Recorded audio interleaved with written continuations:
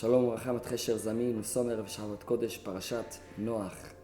Et dans la paracha, après 40 jours et 40 nuits de pluie et encore plusieurs mois jusqu'à les eaux du déluge sont disparues et la terre s'est séchée, Noach envoie d'abord un corbeau et ensuite une colombe pour voir est-ce qu'il peut sortir.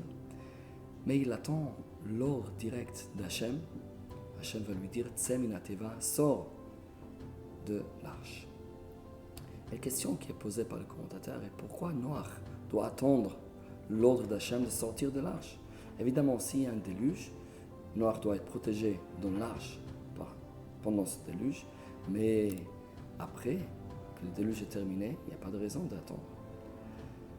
On peut comprendre ça si on réfléchit un peu plus. C'est quoi l'idée de l'arche? L'arche n'est pas simplement un véhicule pour sauver Noach. Hachem aurait pu protéger la maison de Noach, que ça ne va pas être influencé par les eaux du déluge. Noach devait prendre les animaux avec lui dans la Teva, dans l'arche. Il devait s'en occuper 24 heures sur 24, ces animaux qui ont été avec lui pendant un an. Lui, sa femme, ses enfants, sans arrêt, chesed, bienfaisance, penser aux autres, ne pas penser à lui-même.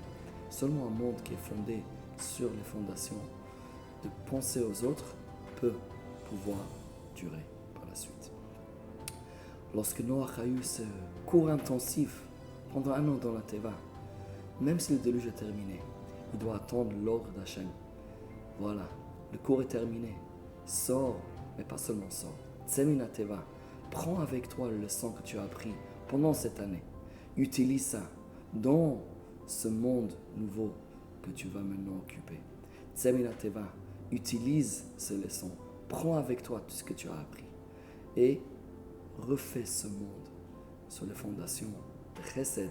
Parce que Olam Chesed Ibaneh, le monde peut durer si c'est fait sur les bases, sur le fondement de Chesed, sur bienfaisance. C'est une leçon extrêmement importante, surtout dans cette période qu'on vit, période difficile.